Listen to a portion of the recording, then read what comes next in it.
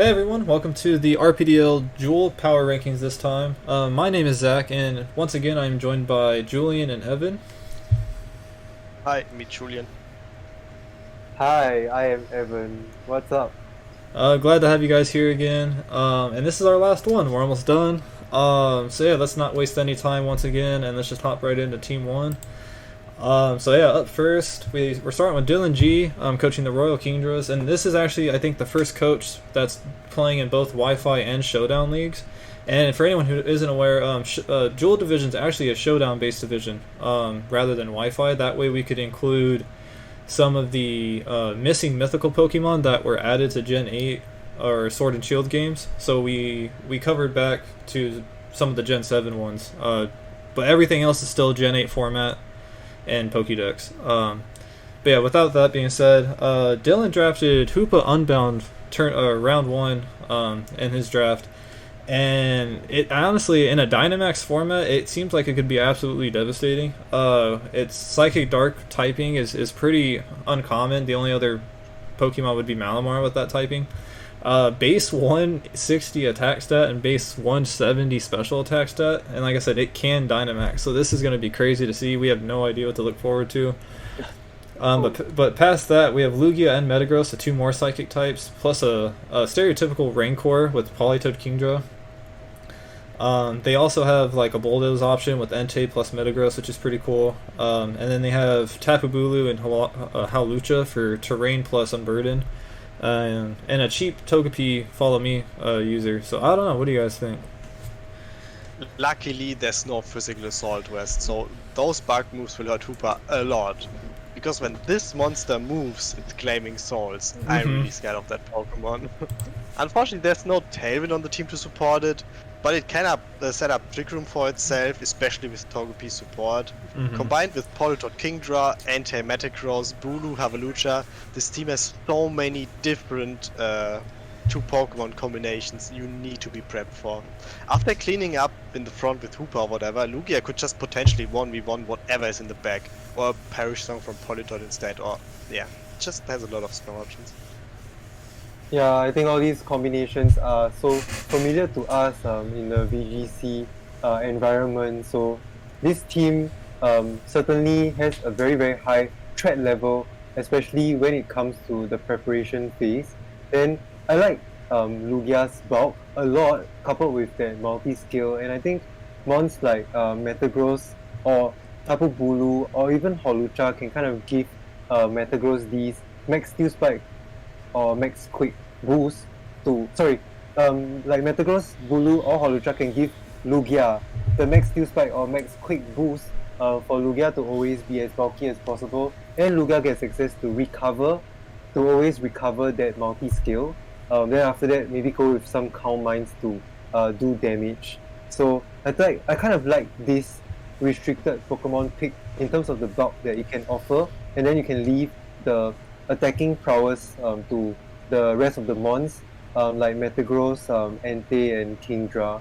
Unfortunately, this team, like these mons are not the most offensive. I think the most, like, they can't even match Hoopa's attack or special attack stat, so they do need to get themselves going. I think for Entei, for Metagross, especially with the weakness policy.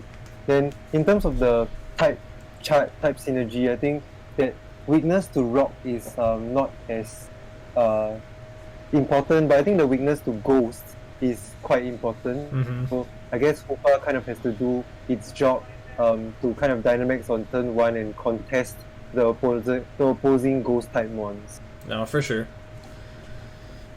Yeah, good way to start the division off. Very intimidating team for sure. Yeah, and I also want to comment back in this page, the wheel picks, perfectly executed wheel picks, especially from a player with the first pick total, because you pick Hoopa and then you have to wait for I think 31 other picks before it comes back to you. Picking up Metagross, Entei back to back, Kingdra, Politoed back to back, Tapu Bulu, Hawlucha back to back. Wow, what a Yeah, that's definitely good work there for sure. Yeah. Okay. Alright, up next we have Ark coaching the Dallas Dragonites. This was a coach in Pearl Division last season that also I believe dropped halfway, but he's been with us since season 1 if I'm not mistaken. Went straight for the round 1 Rillaboom pick and actually managed to get Zacian on the way back. So Zacian made it all the way back up after the wheel and everything, which is pretty crazy.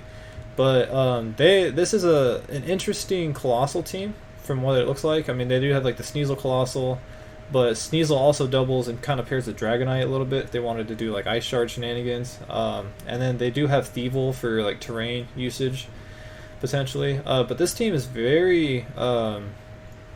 I think offensively, it's kind of more hindered on the physical offensive side, because even Sneasel plus Keldeo, you can kind of run Justified as well, instead of running a special Keldeo set. Speed Chairs look pretty decent. I think type-wise, I think Arc did a fantastic job covering the different types and like key things here. I think about the only thing I am missing would be like a stab steel type move. Very similar to one of the other Zacian teams, I believe in the Pro Division that we just covered. They also were lacking a steel type, but what do you guys think? Yeah, Colossal with 3 different ways to block its weakness policy and Steam Engine, beat up grassy terrain with 2 Unburden Pokemon, Ice Shard weakness policy and Burden.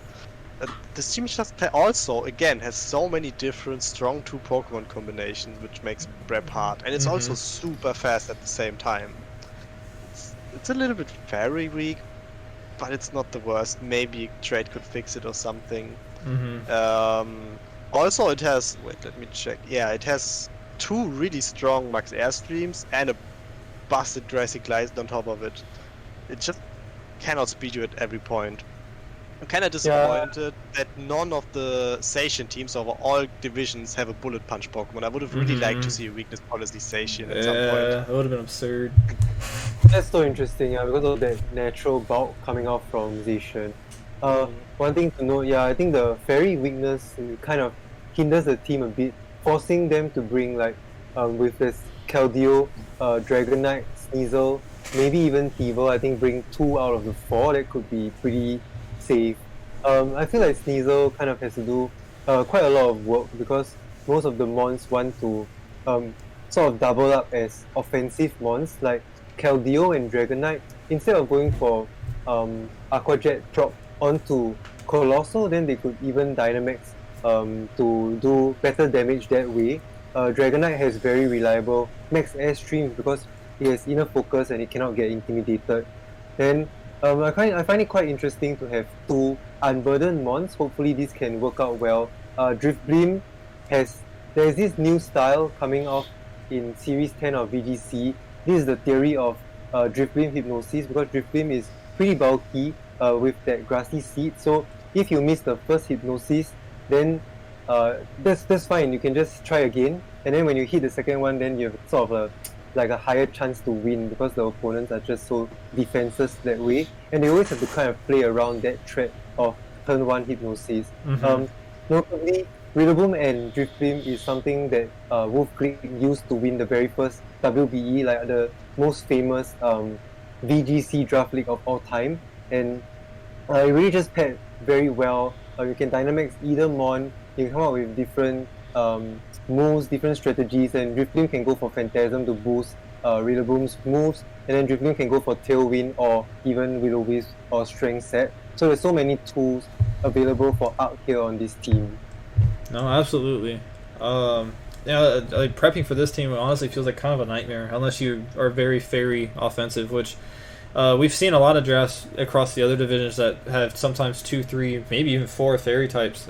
So I'm curious to see what the rest of the division holds for us. Oops. So up next we have Spades coaching the Metro Metagross. This is a returning coach that was actually in Platinum last division, or last season, my apologies. And so as you can see, there's a clear trend here. They went for Mono Steel, with the logo clearly stating, I think his favorite type's obviously Steel in this case, and they managed to get a busted Mono type draft in my opinion. Magearna round 1, third pick, which is always nice. And then for the wheel for round 2, he managed to get Celesteela and Arceus Steel. And I just want to note that Arceus, in this league, we decided to make it restricted. That way you can't Dynamax it, because we felt like that would have just been absurdly broken. And so I think this is healthier as far as Arceus' strength goes. But yeah, and he has to use the Steel type the entire season. He can't switch the type plate and run another item or anything like that. But yeah, for a monotype Steel team, I mean, it has almost all of the immunities it would want except for fighting. It has Flash Fire for Heatran. It has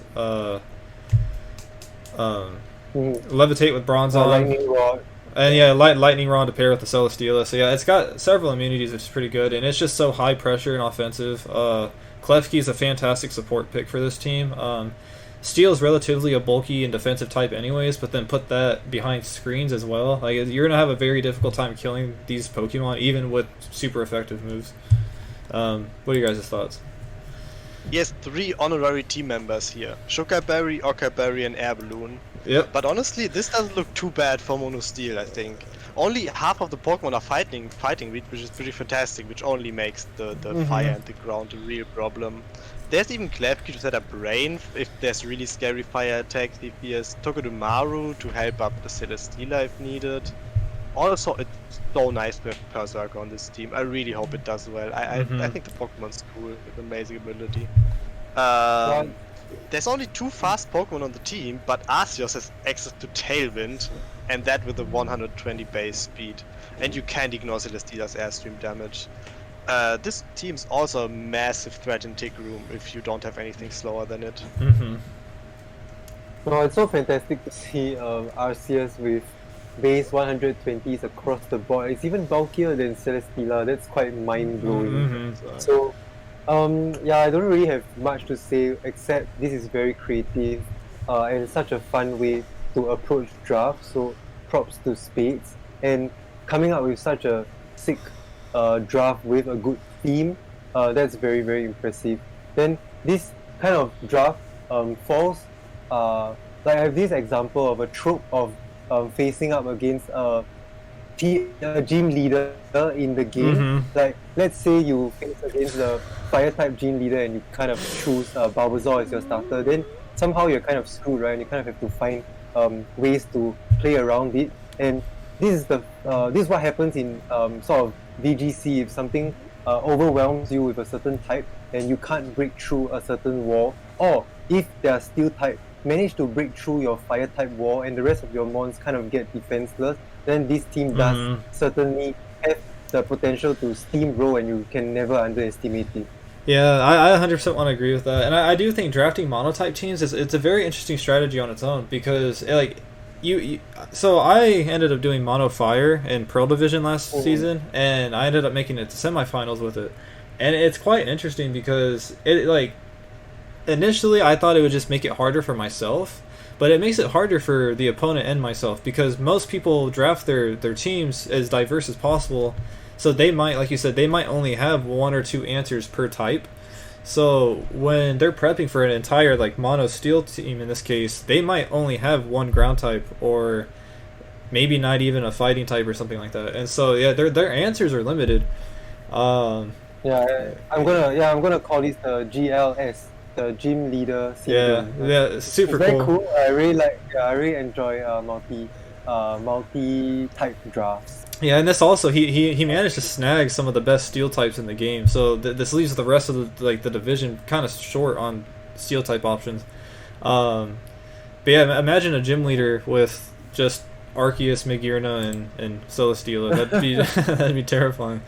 But yeah, up next we have All-Star coaching. I got your Nosepass. It always gets me too. But yeah, round 1 Calyrex Ice followed by Pelipper, which is very interesting. Kind of threw in a random Rain setter very early on.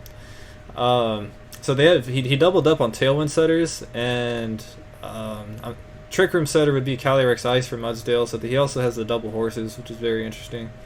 But we're seeing a similar combination just as Handy Siren in Diamond Division with Cincino plus Mudsdale, it looks like. So that should be very interesting to see how it performs here as well. This seems very mixed as far as defenses and attack, like offensive pressure goes. Speed tiers are kind of absurdly spread apart. I mean, as fast as 143, then as slow as 35, and kind of everything in the middle. Very interesting draft. What do you guys think? Shout outs to you, Zack, for creating this beautiful logo. Yep. You guys are welcome for that. The team looks good. It's really fast and really slow Pokemon. It has a Tailwind, Trick Room. It has no complete glaring weaknesses. Rock could possibly be a bit annoying for it. Only Riolu feels completely out of place to me on this team. He probably has plans for it, so I'm excited to find out what they are. Just really hope it's more than just coaching, because I don't think Riolu is worth it for coaching. I think All-Star Caliber said in chat that they didn't draft Pelipper, so it was picked up in Grace. Okay. And that feels very interesting. So I'm not exactly sure what this Pelipper wants to do. I mean, I can foresee that it wants to protect the AG Slash, allow Tornadoes, Hurricanes to always hit, and even Zeraora's Thunders, and then somehow boost Araquanid's water moves to absurdly crazy levels. Yeah, so the Chinchino Mudsdale is like the good old bullet seed into Stamina Mudsdale business policy, so that could really work out. And I really appreciate these Tornadoes being here. One thing that is actually really scary is fast Calyrex Ice. It is legit. Like I have seen fast Calyrex Ice and it does wonders. So hopefully that works out. In terms of the types, I think this is pretty okay. No major like weaknesses, I would say, because somehow the rock weakness is kind of covered, and I think Araquanid is a good mon that covers a lot of good weaknesses. In terms of fighting and ground, yeah, ground is always ground resist is very, very important in this meta, and it's interesting to see. Not like there is not a very obvious fantasy core or fire water grass core. However, all these mons just seem to work well together. So I would say this is a mark of a well executed draft. You have chosen your mons wisely and accurately, and hopefully this just plays out well. I feel like Riolu into Mudsdale with coaching can be really interesting because Mudsdale can get really bulky with the assault vest and go for just go for body press all the way through. You don't even need to set up Trick Room to ensure Mudsdale goes fast, because sometimes it's just too unkillable. Yeah, these two horses on All Stars team is definitely you definitely have to watch out for them. No, for sure. I think you said it all, honestly. Yeah, one note, Calyrex Ice doesn't necessarily even need Tailwind. With the Scarf it already outspeeds Space 100s, which is amazing. Nice. Alrighty, up next we have Cram coaching the St. Louis Battlehawluchas. And I'm so happy to see Shaman Skyform drafted. I think very appealing mythical slot for this format in the Jewel division. I think Stab, Grass, and Flying is fantastic, especially with the base 120 speed, 127 speed stat already. And you can run physical or special options. So I think it holds a lot there. It's kind of frail, but as long as you support it. But alongside that, you have Calyrex Shadow, which is also another already absurdly strong and fast restricted option in this league. They do have Follow Me, Shell Smash, and then they have some other cool support stuff going on here for the most part. But this team is very reliant on special attackers, aside from like Defiant Bisharp. I actually didn't know Blacephalon had a base 127 physical attack until now, so that's kind of interesting to know, I guess. But yeah, overall, what do you guys think? I can't wait to see Shaman Sky. It's the third fastest base speed stab max airstream. Only fourth fastest. Only Aerodactyl and Crobat surpass it by 3 points, and use Ninja-esque, all of which you generally don't really want to max. Apart from those, there's Unburdened Drifloon, Havalucha, Weak Armor Mandibuzz, which all require setup, and also Mandibuzz Horrendous Marks and Galving's Talon Flames. So I really hope this thing pulls its weight and carries the team. Apart from Shaman, there's 4 more Pokemon above the base 100 threshold. A fantastic Redirector, a GR Setter, and base 30 Pokemon with a secondary TR Sweeper in the Marowak. This team kind of has a bad ground weakness, but Togetic easily fixes that hole. I think very cool Dynamax options all around. Blastoise seems to be the most common of them all, with the ability to go for the damage over time with Cannonade. I'm very excited to see Shamin Sky's typing work out well, because the only mon with grass flying right now in our Pokédex is, drum roll, it's Dartrix. It's like the baby Decidueye. It doesn't do much. I tried it before in a mono-type league when I drafted grass type, and it didn't really work that well, even with coaching support. However, like I would see Shamin putting in a lot of work, because defensively, grass and flying can be quite cool as long as you get rid of opposing ice types. I think Shamin does have some interesting coverage moves, so that could be nice to see. Togetic is the mon that's going to be like the glue of this whole team, and I would say the Trick Room option is really reliable, so it cannot be discounted. And then not forgetting mons like Bishop and Slowking. I don't really see this Persian Kanto coming in much. I think probably using the Blastoise for fake out pressure could be enough.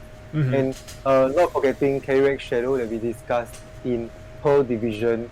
It can get very scary with good redirection support, or I think with the Cephalon to just keep pressuring tons of damage right from the get-go. No, I definitely agree with you. Super cool creative draft.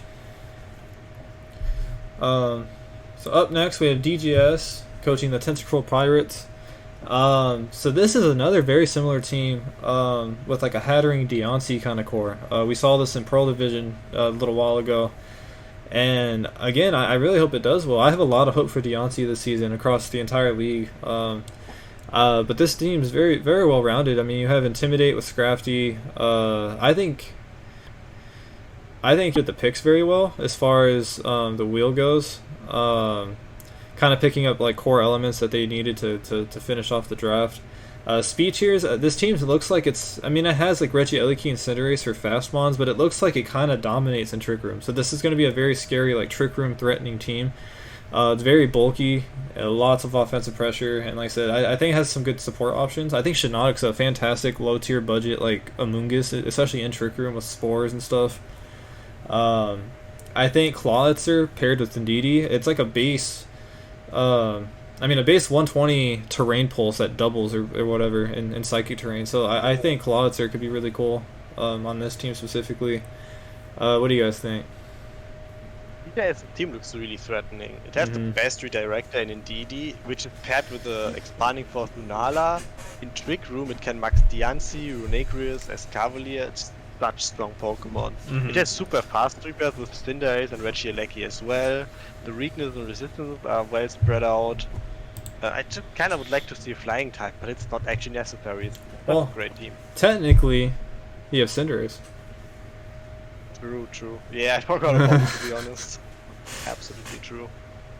Yeah, I guess that fixes the flying type problem.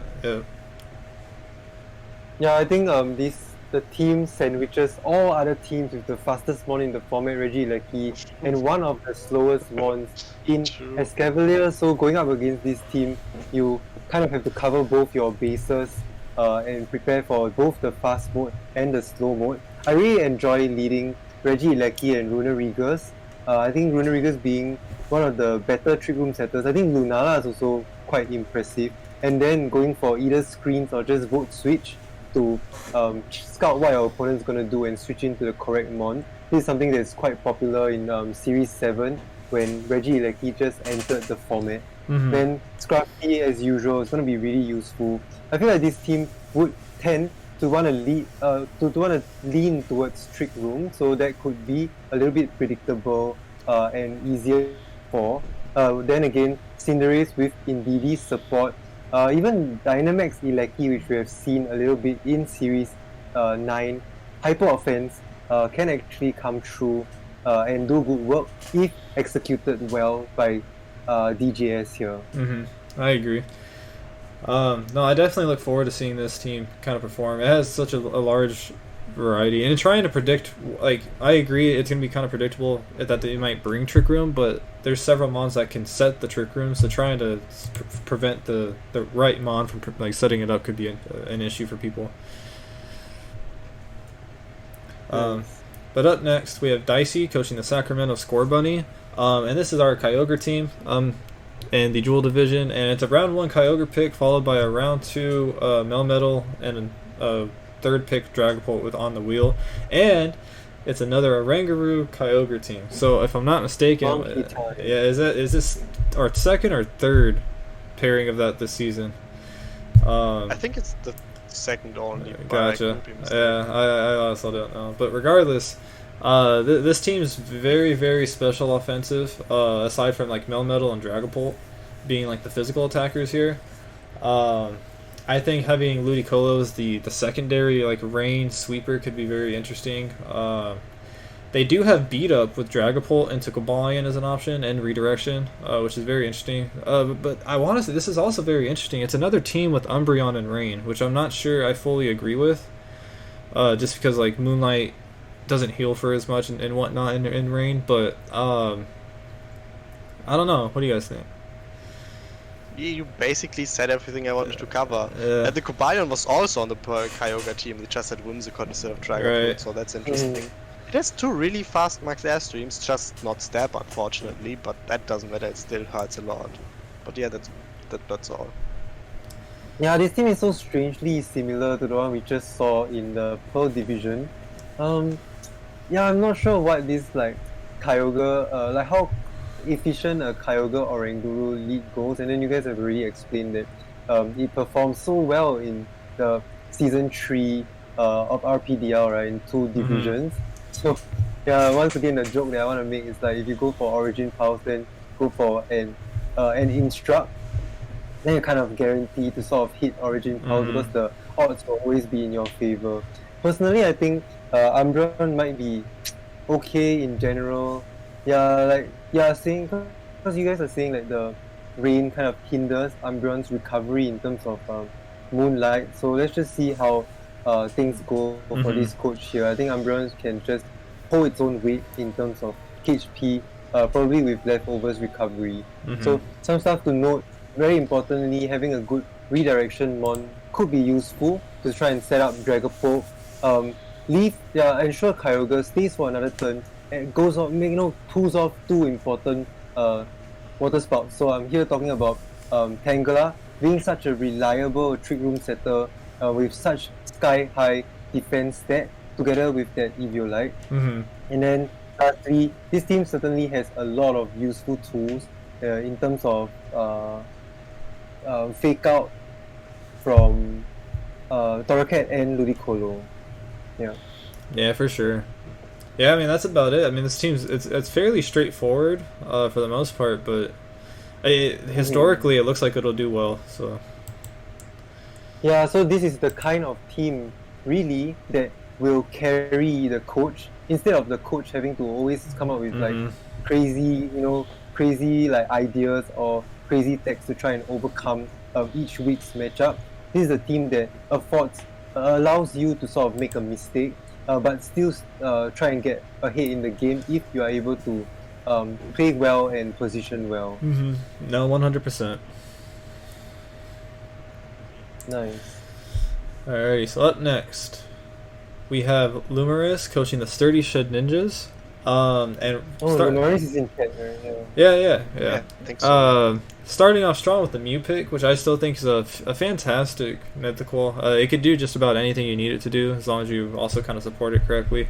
But this team, very interesting to look at. It's got a lot of powerful Pokemon just like standing alone, like Garchomp, Arcanine, Suicune, Thundurus. I mean, they all do amazing things on their own, but put together, I'm having a hard time kind of like piecing everything. As far as like, I mean, obviously you have Grimmsnarl and Thundurus is like really good support Pokemon, but oftentimes if they're on the same team, you're most likely just going to bring Grimmsnarl as support with like a Dynamax Thundurus set or something. They do have Suicune for like a Tailwind option, and then Mew actually does learn Beat Up, so they do have to beat up Arcanine as a possibility. But I'm not quite sure what role Duskmane plays here, aside from just being a Steel type. I don't know. What do you guys think?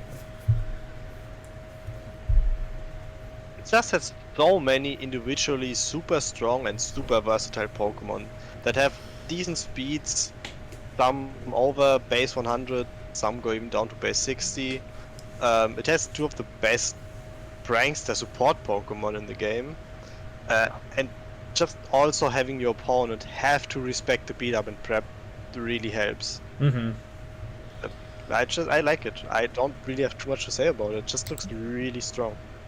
Yeah, if I'm not mistaken, like there's another team in Pearl Division that managed to draft Grimmsnarl and Thundurus together, right? And I think there was either a Mew or a Necrozma there as well. So that's such a cool combination to always pressure that Defiant and then always keep your opponent guessing as to which Mon could be Prankster.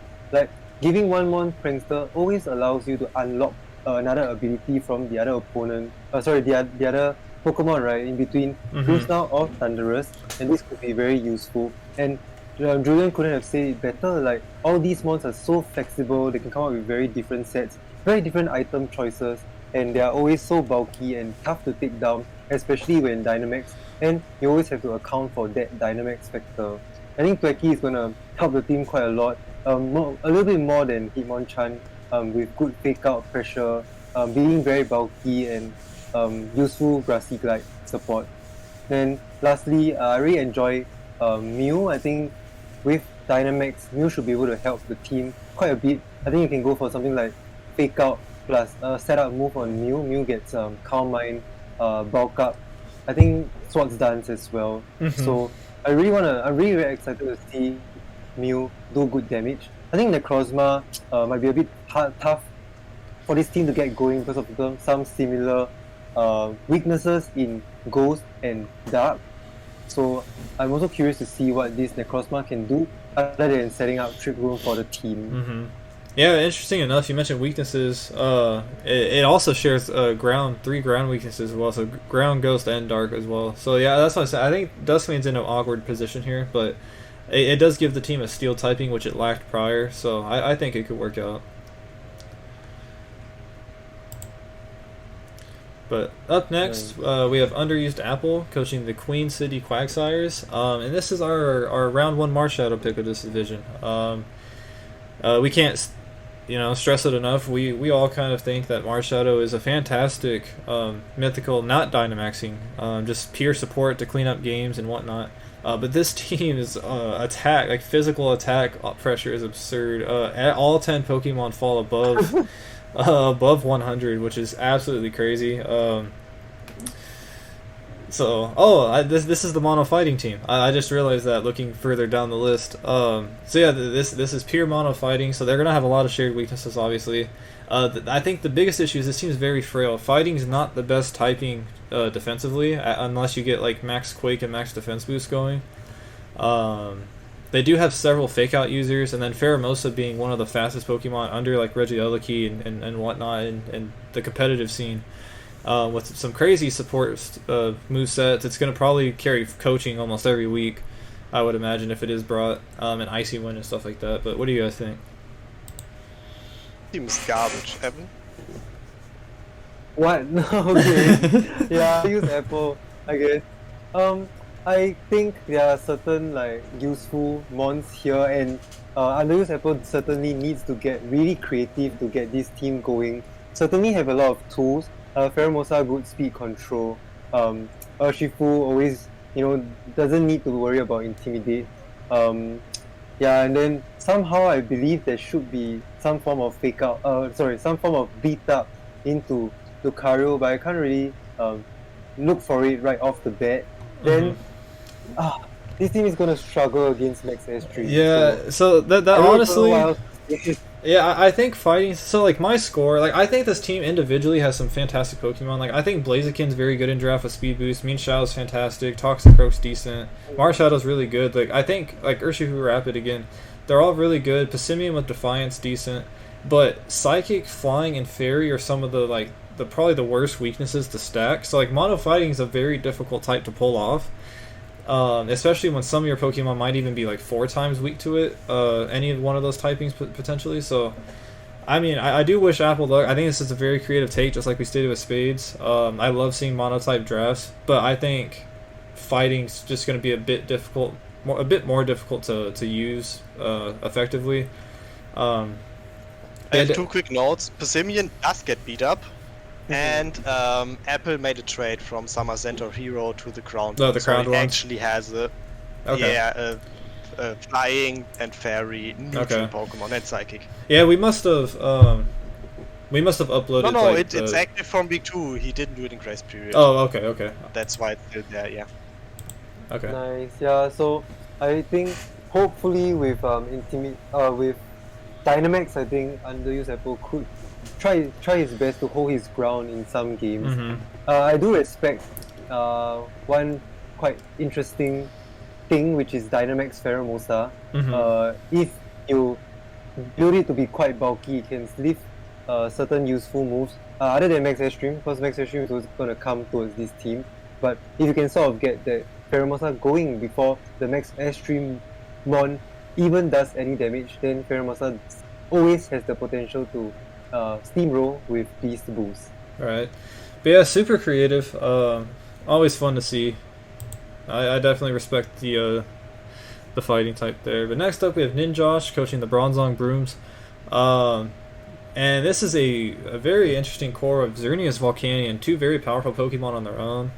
I think speed-wise, this team can be a little lacking aside from Kartana.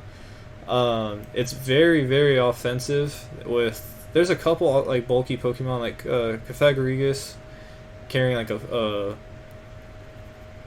base 145 defense stat, and then Kartana with 131 is interesting. Gudra, obviously like an assault vest beast or weakness policy. I mean, it just eats special defensive attack or special attacks. But overall, I mean, the team does have it does have Tailwind, but Corviknight's not the most reliable setter, and then it does have Trick Room with Quagsires, which is very interesting. Sableye Quash, I think, is going to be putting in a lot of work here, especially paired with like Volcanion, for example. I do think Amoonguss having redirection for Xerneas to basically ensure it gets Geomancy off is quite interesting. What do you guys think? I'm really not a fan of the speeds here, but as you pointed out, Sableye really helps with that fact. And there's also Tailwind on Corviknight if it's really needed at some point, it can work. Volcanion and Diggersby are such huge threats if enabled correctly, so you always have to watch out for those two. And if you remove the resistances, Xerneas can also just clean up from the back. It's just such a strong Pokemon. The team is a tiny bit ice weak, but it has really good resistances and weaknesses apart from that. Yeah, I guess the Volcanion kind of can cover the ice weakness by itself, like solo. Even Kartana can help out. And then my one-liner for this team is this is a well-built. No, this is a fantastic draft. You know, after picking up the first two picks of Volcanion and Xerneas, following up with so many good value picks. Like I think even Luxio can be considered as a good value pick. Sableye is phenomenal. Corviknight is really, really bulky.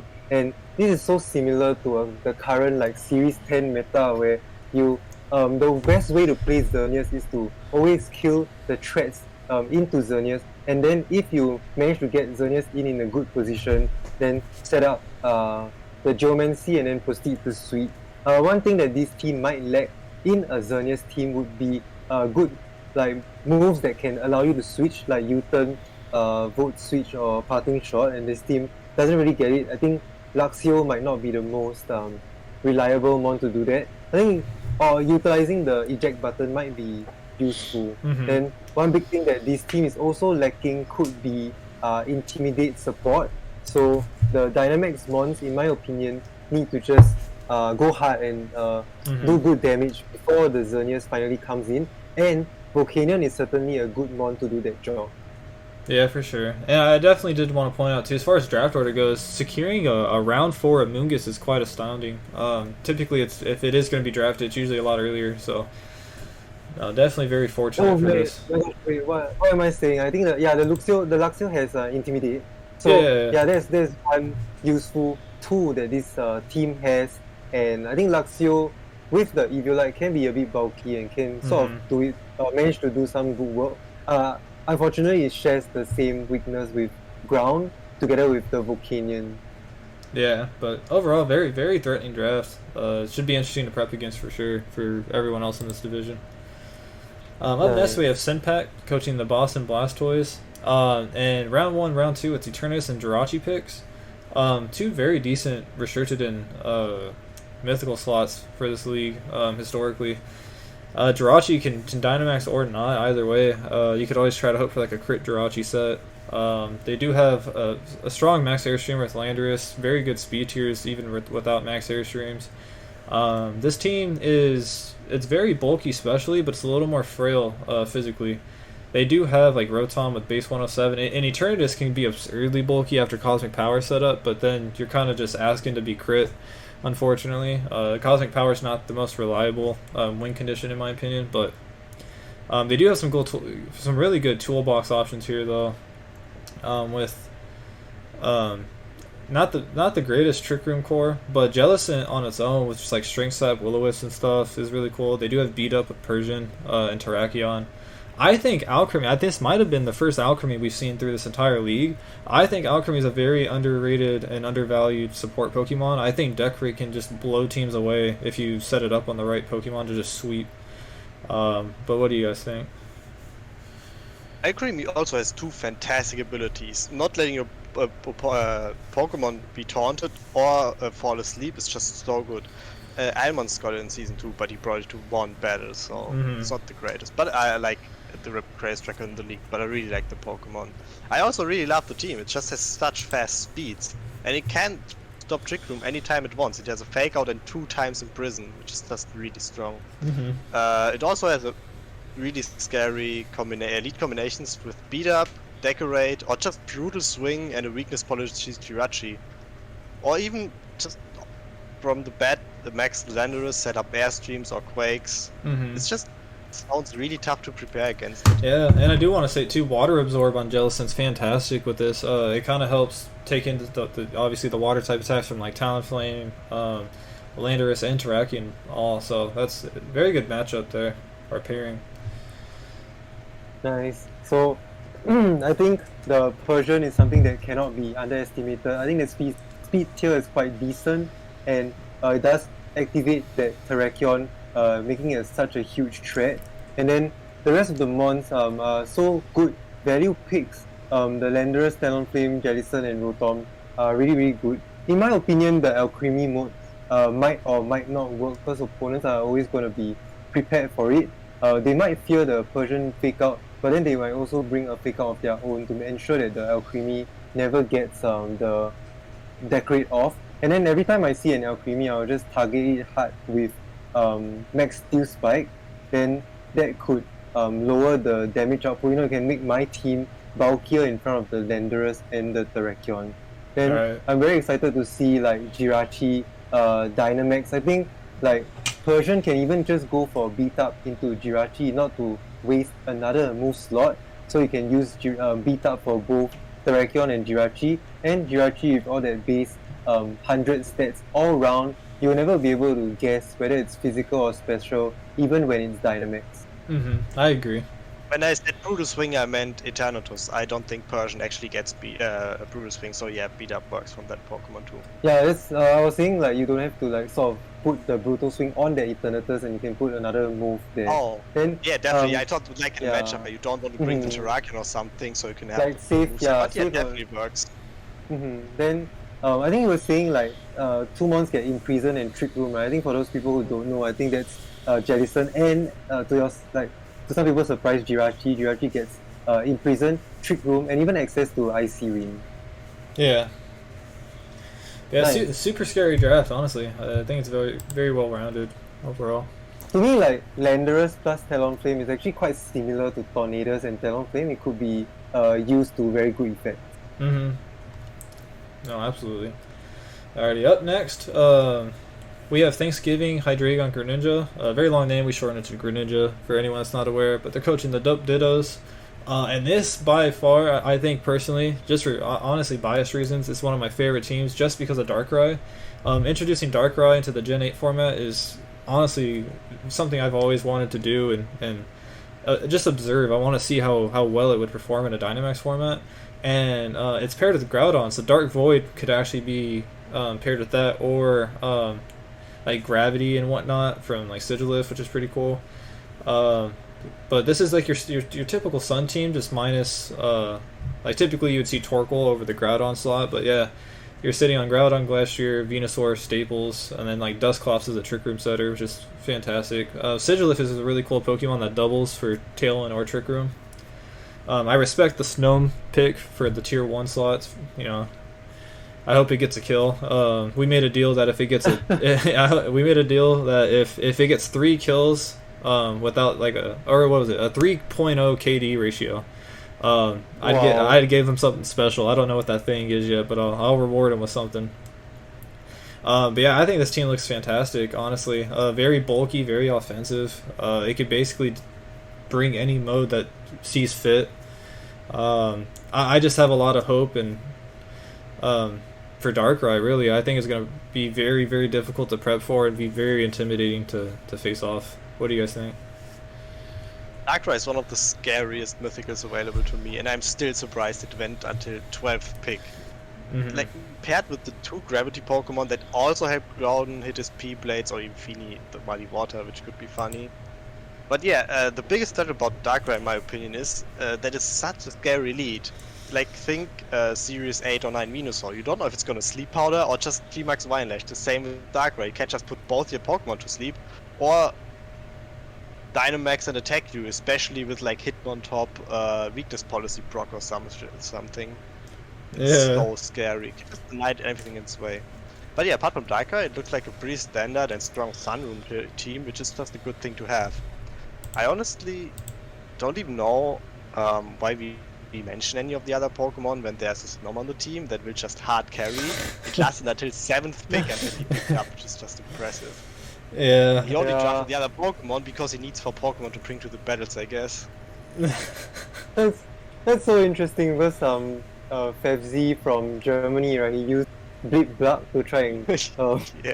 like qualify for Players Cup 3, and then he kept saying, my opponents are always going to be afraid of this Bleed Bug. It's too much control over the game. So quite similar here. I think, oh boy, Darkrai is back. Dark Void is back, more so, right? And what a smart pickup of the Sigilif there. I think very, very strategic and useful in terms of Tailwind. Even Sigilif also gets Trick Room. And then just not forgetting Tapu Fini and Venusaur and Glastrier often form a good core in Trick Room, especially with that support from Dusclops being super bulky and able to set up Trick Room most of the time. Then I think one thing that this team might miss would be like Fire type Mon to sort of abuse Groudon's drought, and then Steel type Mon for just good Steel type moves in general, for opposing Rock types, for opposing what else? Like ground types, right? Yeah. Yeah, and I was actually gonna just rock and fighting. Yeah. I was actually gonna double off that too.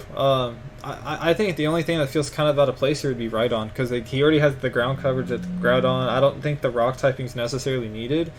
I guess it has Lightning Rod for the Tapu Fini, but I don't really see Rhydon coming to matches too often. So like that could, and he has one more spare point. So I don't know what tier 5 like Fire or Steel types are available, but that's a potential trade to maybe look forward to if it's absolutely needed. But Sigilif is such a cool Pokemon. I don't know if there's anything else that gets Tailwind and Trick Room apart from Whimsicott, but this one can also imprison at the same time. Yeah. That would be Natu.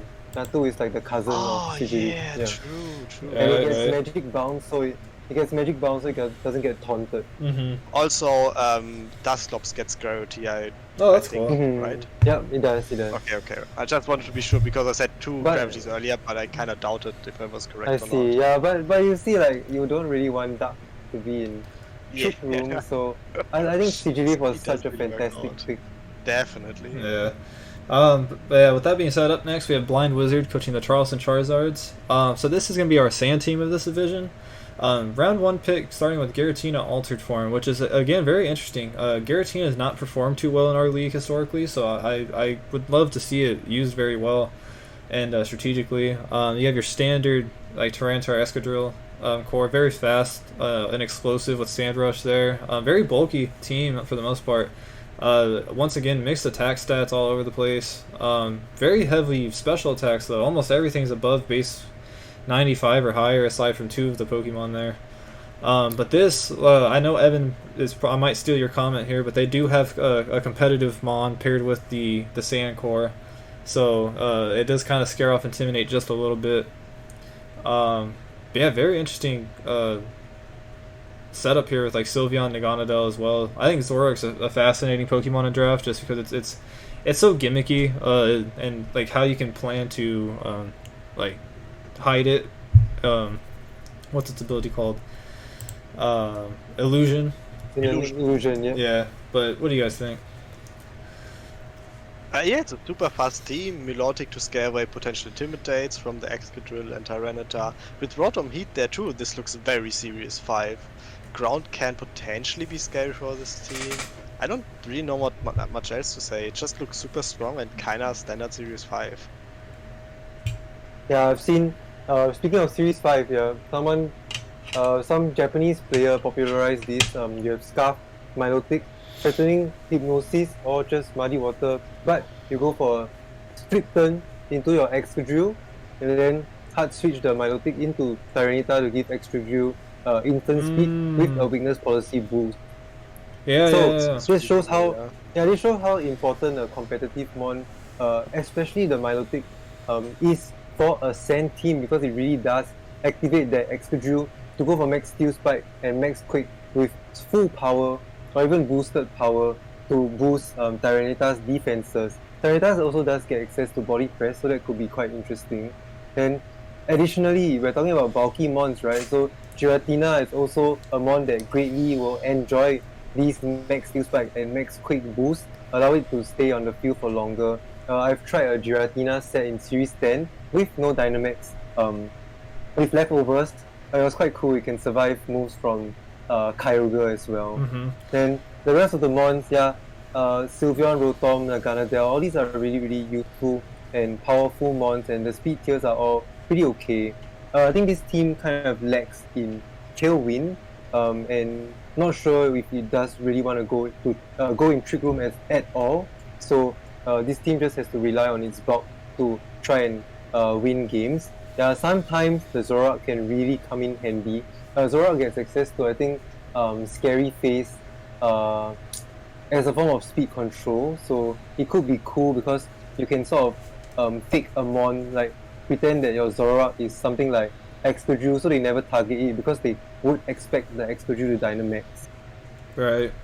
Yeah, and I actually think Celebi pairs very nicely as far as type goes. A lot of the water types that could be threatening, like the Sandcore or Rotom and whatnot, I think the grass typing comes pretty nice there. And like you said, Celebi's also fairly bulky, with base 100 stats all around. Also a team that really appreciates Imprisoned Trick Room. Yeah.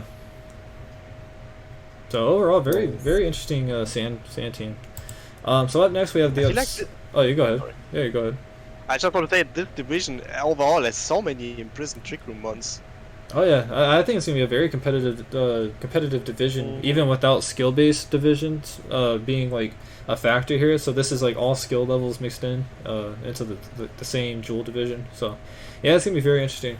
But yeah, up next we have the Absolian coaching the Absolian. And so they actually went with a round 1 with Whimsicott pick, and followed by a Necrozma Dawnwings, which is very interesting. Necrozma Dawnwings, again, historically as a restricted pick, hasn't done too much, but it's absurdly bulky. It can be a decent Trick Room setter. Very few things can probably OHKO it unless it's like 4 times effective.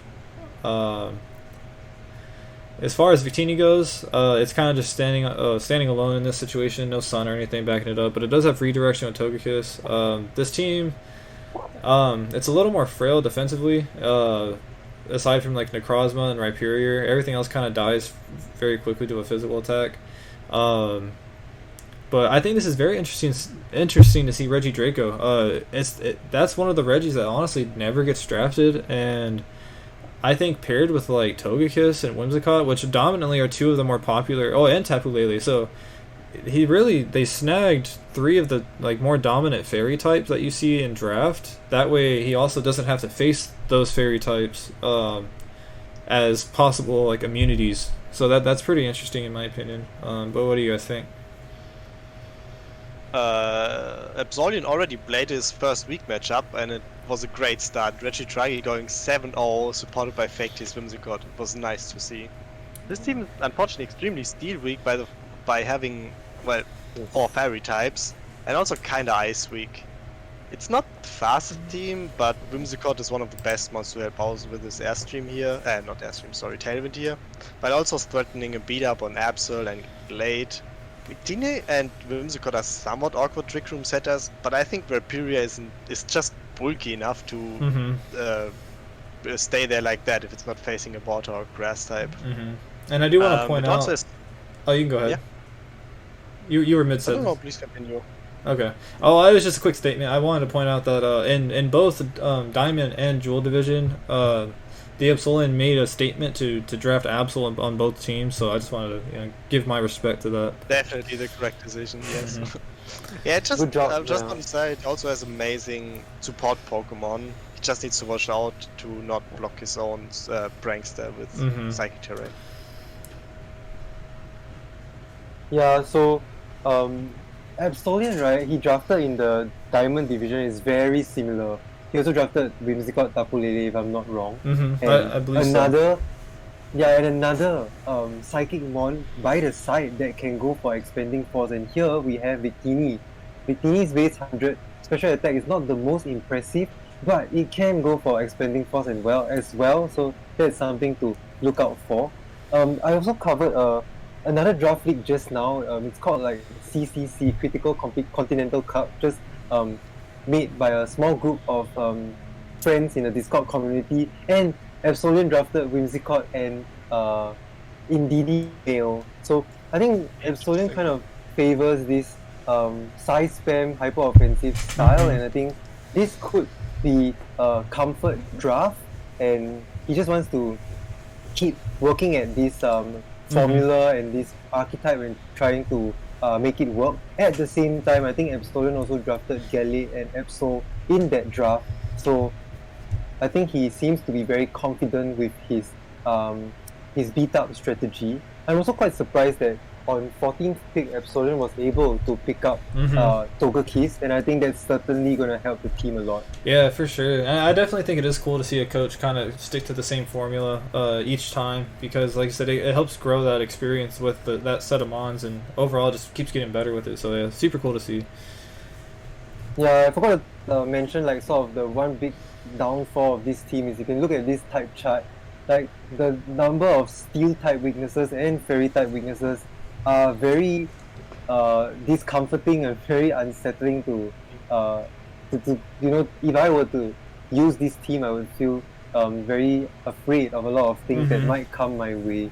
And then having so many psychic types on the same team is also very questionable, and let's just see how he's able to just pilot this team and use it to his advantage. It might have like the the gym leader syndrome, where if you can't really break down psychic types, then all these psychic types could be very strong. This team could almost always become like a mono psychic draft. Yeah, for sure. I agree. Alright, next up. Oh, is that 2 more teams? Yeah, 2 more. We're almost done.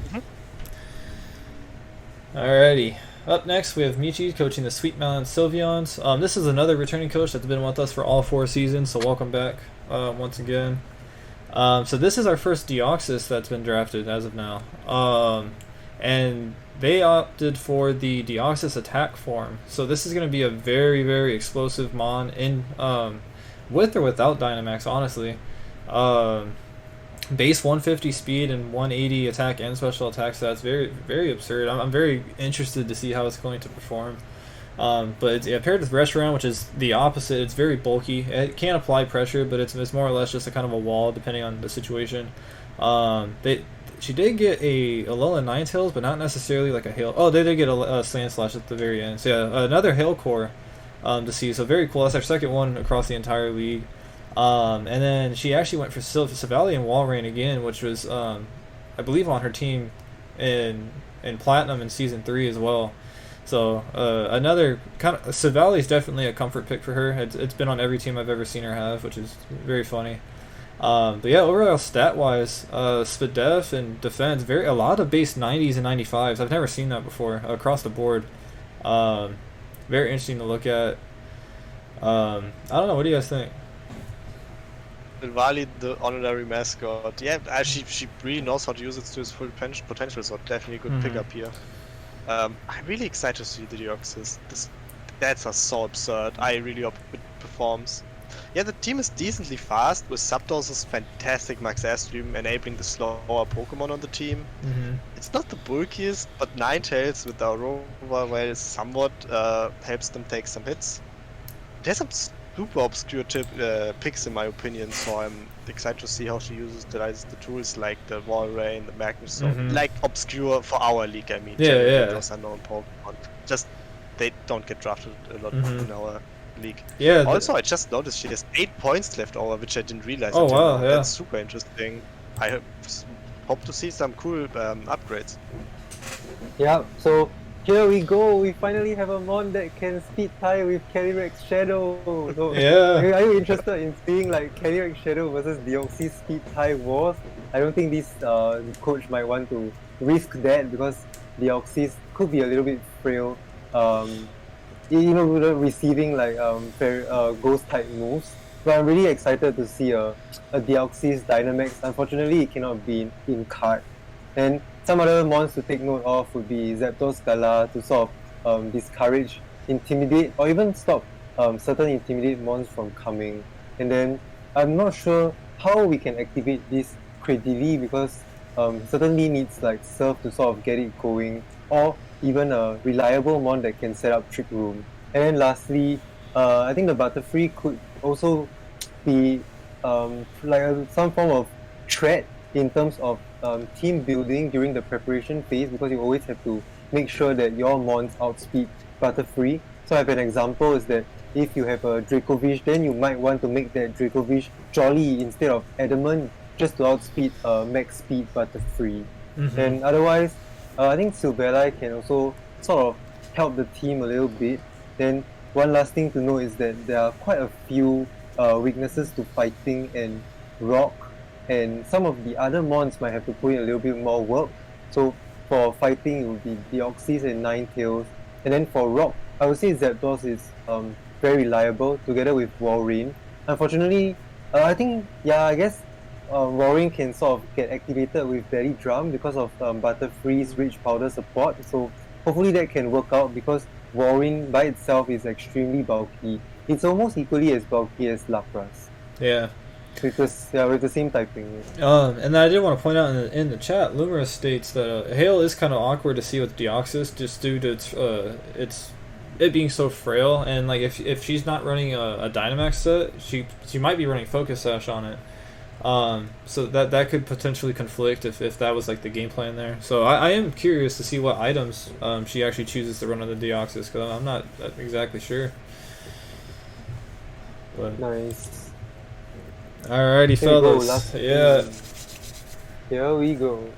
So last but not least, we have Death to Monkeys coaching the Grinning Gengars. I'm not too familiar with their VGC experience as of now. They've participated in a couple tournaments of ours within the RPDL server, so I'm not sure if they're relatively new or not, but they went for an Urshifu single strike and a Clefairy for their first and second picks, which is very interesting. I don't think I've ever seen Urshifu go round 1 before, if I'm not mistaken. But as far as defenses go, this team is honestly kind of frail aside from like Dual Blade carrying that massive 150 base defense stat. So there's going to be a lot of ways to kind of dodge that. So I think Clefairy is going to play a vital role in Friend Guard, trying to help keep things alive. But you do kind of see the staple Spectrier Clefairy's core, so I would expect like a Dynamax Spectrier Life Orb set or something frequently. But they did get the normal Deoxys as their mythical slot.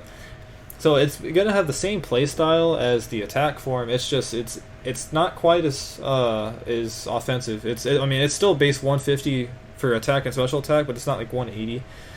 So it still has a little bit of issues being frail, but it's not as frail, I guess you could say. So like I think you could Dynamax this one more freely, and with some with Friend Guard, it could probably take some hits a little more well, and it's still carrying the base 150 speed stat. But yeah, what do you guys think? That's a really fast team, with also one of the fastest Tailwind setters, ignoring the priority ones. It has a few different potential Dynamax options that get supported really well by Clefairy, like for example Spectrier, as you mentioned. There's also the Spectrier-Solgaleo combination, which is way weaker without the Dynamax and Solgaleo, but can still be a threat. And you have to use some resource to get rid of it, and then you can bring something in, max it or whatever. It could be good. I don't really know what to expect from Deoxys, but it will definitely shine next to Clefairy. Yeah, I think one thing that we missed out would be the Solgaleo, right? Like it could also pose as an offensive threat with Spectrier being able to go for Bulldoze, lowering everyone else's speed except for Solgaleo's, and then Solgaleo can go for very strong Earthquake or Sun Steel Strike against the opponent. And then Incineroar, usually a very good tool. Yeah, I'm a bit questionable, like you guys said, with that Urshifu single pickup, and Clefairy is the second pick, right? Yeah. Yeah, so I would say like I would count Clefairy as the first pick, so I guess that's okay. And congrats to this coach for managing to even get Clefairy as the last pick of his draft in his wheel pick. Then I think Gastrodon and Noivern could be okay. Noivern with Frisk is always very useful, and yeah, I think the Dynamax of this team are extremely limited, so they kind of have to go creative and get some mons in good positions to go ahead with the Dynamax. I think Dynamax Noivern might be a little bit too risky, and not forgetting Dynamax Urshifu is not the best idea after all. Then I'm trying to find like the stat Deoxys normal. I'm not sure if the stats we are showing on screen is correct. But I'm so impressed with that speed stat. I never knew it was that fast, so I'm also very excited to see this Deoxys come in and put in some work. Yeah, I think that's going to be honestly a staple for this team. I'm not too familiar with Deoxys' like move coverage, so I'm not sure like what it offers as far as like different types and whatnot that it can hit. Because like looking at this team, it's missing a couple different things as far as like common cores. Mostly just a grass type and an electric type. They don't really have a reliable way to deal with opposing water types necessarily.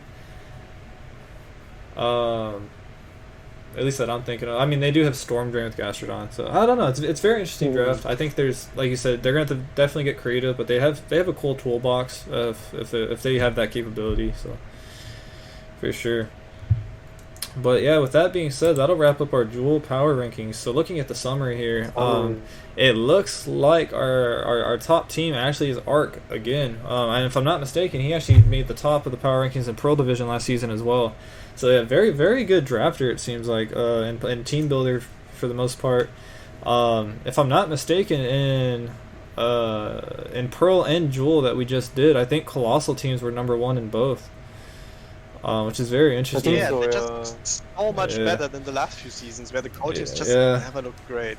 Yeah, so this is very interesting to kind of note for our own statistics and stuff. But yeah, all the teams are very impressive here.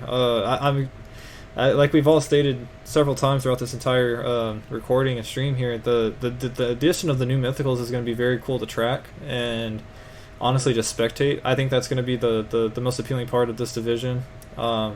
Also, just want to note for anyone that hasn't been really paying attention to Jewel, feel free. I mean, with it being a showdown division, all of the battles are going to be happening live, and they're required to submit live battle links, so we can have viewers without having to use capture cards and all that for this.